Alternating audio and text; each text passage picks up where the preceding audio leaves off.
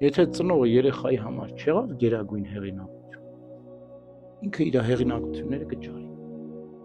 կգտնի։ Մանկապարտեզից սկսած կգտնի, թե ում լսի, ինչ ասի։ Ծնողը ինքը թող որոշի, Աստծով, աղոթքով, Սուրբ Հոգով, իր մտքով, իր տաղանդով, իր շնորհով, իր հունարով, այնպես անի, որ երեխան ավելի շատ իրեն լսի եւ սիրով լսի, քան թե աշխարհը։ Վաղ թե ուշ աշխարհը պետք է աշխատի մեզ վրա եւ մեր երեխաների, մեր ընտանիքի վրա, այո,